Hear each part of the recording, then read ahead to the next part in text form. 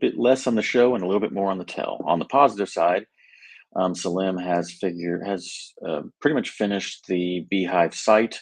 He's going through PRs right now, and we're just kind of taking a look at it, trying to see what we like, what we don't like. That's one of the show parts I'm going to talk about, and then there's going to be another discussion I'm going to have after that. I don't think the show's going to take too long. It's just kind of a hey, here it is, expect it up, and I don't know, maybe hopefully less than a week. I gotta set some things up with the host, and that kind of stuff. So it's just a matter of days of getting the actual domain name transferred over, and blah blah blah blah blah, all that kind of administrative stuff, and actually publishing it online.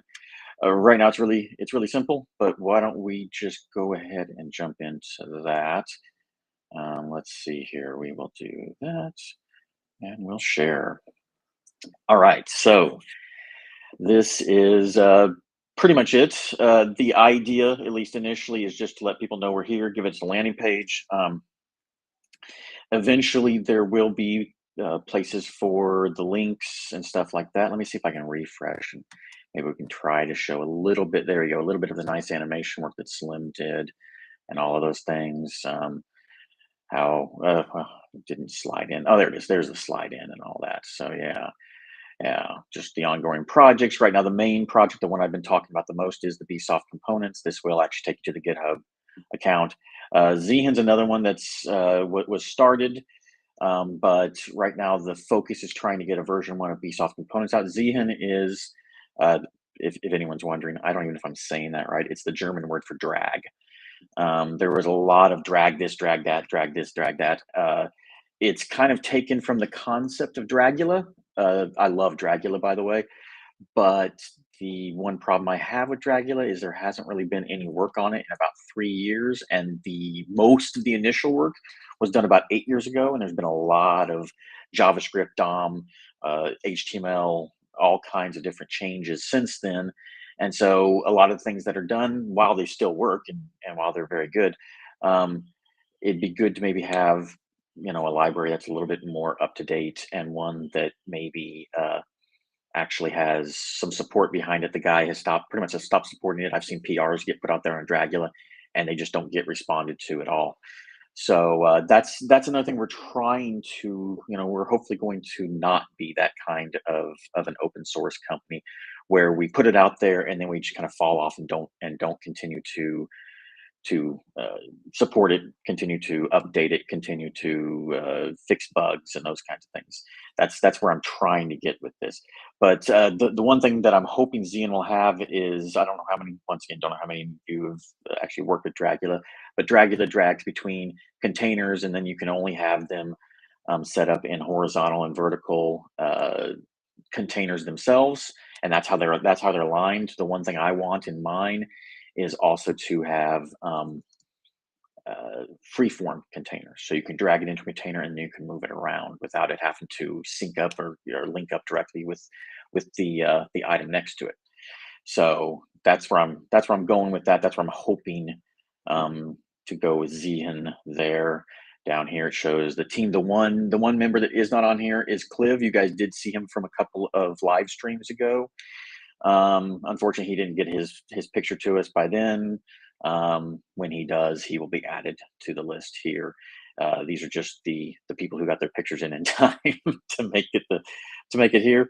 Like I said, very very simple, very very easy. All of our links are live here, so if any of you want to contact any of us, you can go to LinkedIn, our X accounts, or our GitHub accounts. So yes, we've all got our different account links here and all that. Um, these will take you directly to the Beehive Software Consultant uh, GitHub organization. So that's the main organization. Well, actually, take you to the page, and then you can go back to the main organization from there and see all the different projects we're working on right now. Because these two are just the main ones we're working on. We have other ones that are there as well. Pretty much it. Very simple. Like I said, it wasn't going to really take long to showcase this, because this is really the beginnings. Eventually, we are going to build a page specifically for Bsoft components that will be sort of a showcase of the different components that are in the library. The hope is when someone develops a component, they'll develop a page for that, showcasing the different features of the component they've created as part of their build process. And so we constantly keep that up to date. But that will take a lot more work to be done because I'm planning on actually having a back end for that, actually having some a database behind it and things like that, so that we can have different versions. So as you're using a particular version, you can see that version's documentation for that specific version, so that you know what documentation you're looking at and all that kind of stuff. Um, like I said, pretty simple, pretty basic. Hopefully, it'll be up by the end of this week, maybe at latest early next week, depending on how long the domain transfer takes. I'm going to go and stop sharing this, and then we will come back to here. All right. Um, Now the next thing. This is a topic I was trying to wonder because I knew this wasn't going to take very long. Look at that; it's only taking about 6 minutes. So I want it to be a little bit longer than a 6 minute conversation here. So this is something that has come up recently. I've uh, on X specifically, I've participated in a number of spaces and things of that nature. One of the ones I like to participate in is one called The Hunt. It's run by a couple different people there. You can see their accounts. Their accounts I'm linked to as well. Um, Nita's one, another one's Sean, another one's Bob. Those guys are guys especially Bob. You'll see me and him go back and forth on messages and things of that nature um, throughout the day. Anyways, really great people. They've all got really good insight, and I've tried to bring my insights there. I've had a number of people contact me because the hunt's about new devs trying to find work in tech, um, and people have direct messaged me and have asked me for help, and I'm always willing to give it, always completely willing to give it. I absolutely love helping people out. Like I've said before, I don't remember, it's a couple of live streams ago. I said before that I always wanted to be a college professor. I just didn't want to have the stigma that goes with it. And if any of you don't know what I'm talking about when I say that, the stigma is that there's a saying about those who cannot do teach. Um, I like to do. I really like to do. And so for me, but I also like to teach. It's this common, this battle in me. I love to help people learn. I love to help people figure out new things and to advance in their careers and all of those kinds of things. And that's kind of why I think I participate in things like the hunt and helping out people and giving them advice about how to maybe improve their resumes or things of that nature. The one thing I have to say I've noticed amongst a lot of people out there today, and I think this might be the reason where a lot of people are having problems because people always tell me, Brandon, I'm having a hard time getting a job if they're out of work, or getting my first job if they're looking at that, and they go out there and they create sample websites and things of that nature, and that's great. It's good to showcase that you know what you're doing and all of those kinds of things. A lot of those things though, a lot of times though, and I've seen probably maybe eight, seven, six, somewhere on there. I don't know, probably close to about eight or nine people have sent me links to the things they've created, and they all look different, and there are varying degrees of difference in the things they do, and some of them have actually been really good and have actually been quite surprising. All the different things they do, but a lot of them are pretty much the same. Okay, here's this kind of site, here's this kind of site, here's this kind of site. um, it's not that those things are bad. Obviously, it's good to showcase that you know how to create these things, that you know how to do these things. A lot of these things, however, I have seen that they're just static. They're very static. Yes, it shows basically your front end chopped. It shows what you're doing, but it'd be really good for someone, first of all, if there was, even if it's not real, if there was real data behind it. If there was more than just a couple of static um, shopping items and things like that.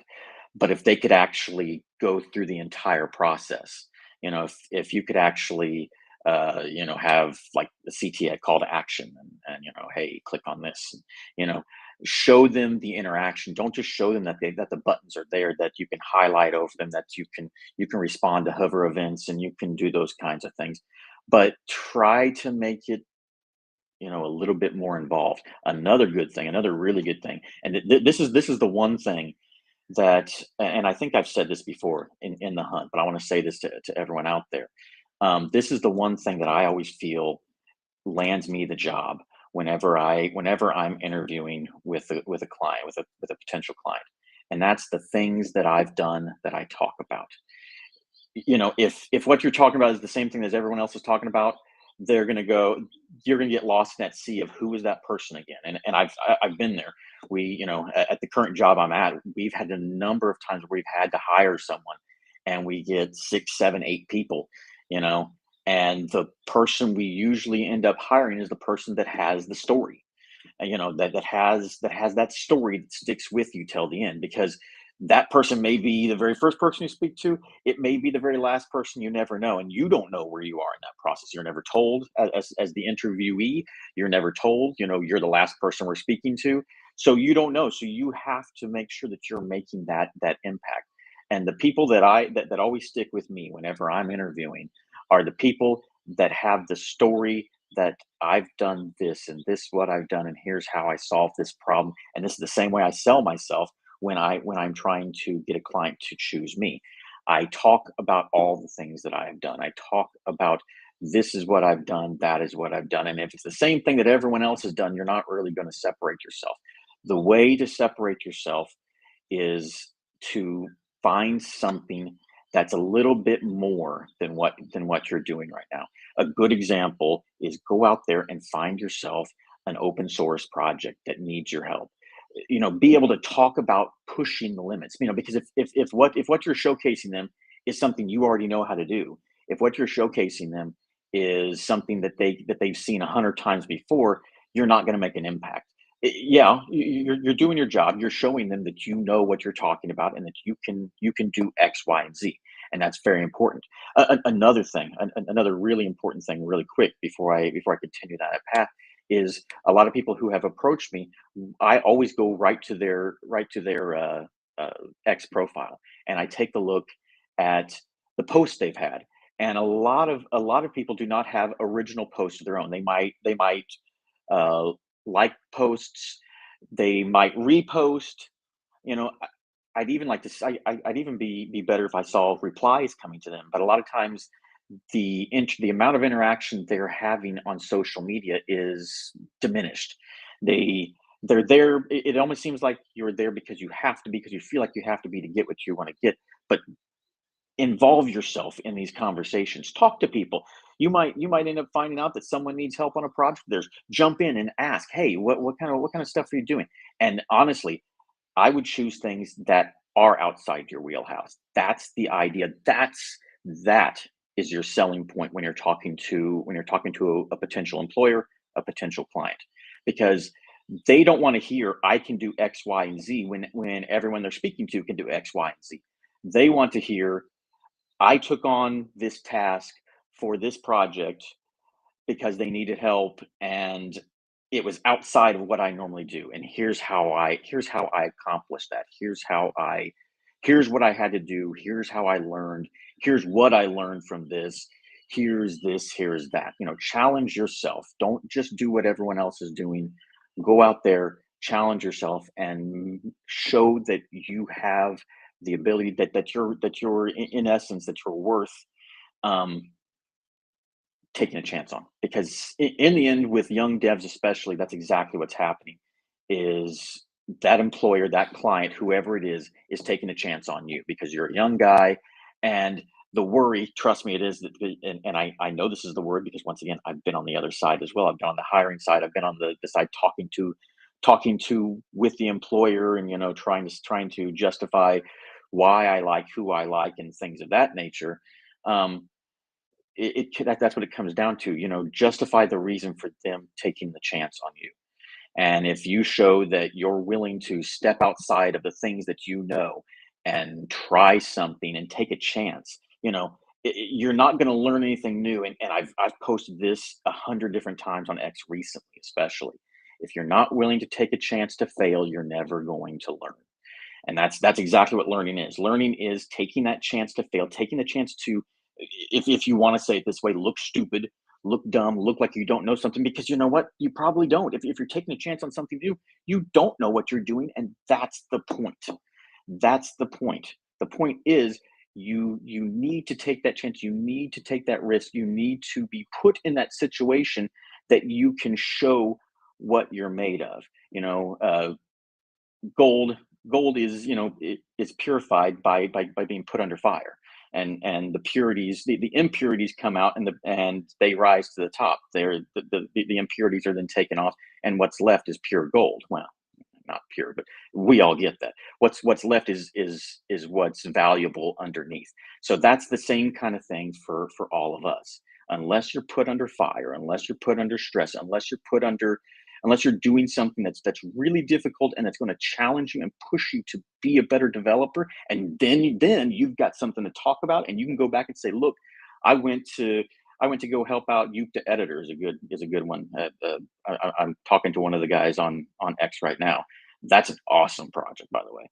Um, I just don't want to personally sell my project and try to push people to to my project. But hey, third party components are some of the most difficult things you will ever do, because anyone can write a component, but to write a third party component takes that component development to the next level, because you don't want your component to be the cause of someone else's site being slow. So you have to think about all of the performance that you can with it. What is the right performance? When should this performance be done? Should this be memoized? Should this not? All of these things need to come in and need to take place. All of these thoughts need to come in. And it's not just thoughts. It's not just go, I think. There's anytime I do something, I test what I do, and I put a lot of thought to it. And I make sure that, I keep the number of necessary renders down to a certain degree. I say, well, and I do a lot of testing before a component ever gets put out in the library. And that's the kind of thing you need to show, is that you're not just the average dev, you're not just the average person that they're talking to when they're interviewing for this, but you like pushing yourself, you like going that extra step, and you will do that for them. You've done that without being paid for it. You've done that by helping out these open source projects who don't have the money to pay you to do the work. You're helping them out, and you're pushing yourself in the process. So if you're willing to do that for an open source project for free, maybe the employer is willing to take a chance on you and saying, well, if he's willing to do that, if he's willing to push his limits, and do new things and try new things, and all that kind of stuff, then maybe he's worth taking a chance on actually giving him a paycheck and seeing what he can do. So that's the one thing I think that a lot of people who've been contacting me recently need to hear, is that try to push yourself apart from the norm. Showcase in your showcases, maybe if you can, try to make them something where there's actually a back end there. And I know you might say, but I'm only a front end dev, Brandon. Learn learn how to be a back end dev. Bring up some Python, and figure that out. There's most programming platforms these days are pretty much free, and available to those. It's usually the tools you pay for. You can download .NET Core for free, and you can get it running, and you can make it work with, you probably can make it work with VS Code. I'm not sure if you can or not, but there are a lot of free IDEs out there that you can use, to do all kinds of development. And just push yourself. Learn that extra thing. Show them that you're not just a front end dev, that you're not just this dev. Show them that, maybe you may not be the best back end dev, but at least you gave it a try. At least you tried, and look, not only did you try, I made it work. And that's going to sell you. That's going to bring you, the big win. And that's what I want to see for everyone here. I just want to see for everyone who's contacted me. I want to see that they succeed, and that the one thing I'm hoping they learn from me is that, you need to try hard. You need to go the extra mile to get that big W with the client, and to actually get the job. Because a lot of times, even with the company I'm with, when we're going out there, we may not interview as many people as some. Some are a lot more interviews, but even for us, six or seven people is a good number of people for us, and we're only choosing one. So the one we choose usually is the one that just goes leaps and bounds above everyone else for me. I remember them throughout the entire process, and that's the person that I say, "That's the one I want," because if what they had stood out from everyone else, that's the person I'm gonna pick, because that shows to me that they're willing to do the work to that we need them to, because there's a chance that we may need them to do something outside of what they know, outside of their wheelhouse, as people say. Um, that's it for me. I've I've rambled on long enough, but definitely contact me if you want further information. But that's really my take on a lot of the information, a lot of the things I've done so far, and where I think people should go. So hopefully it's been informative, and we'll talk to you guys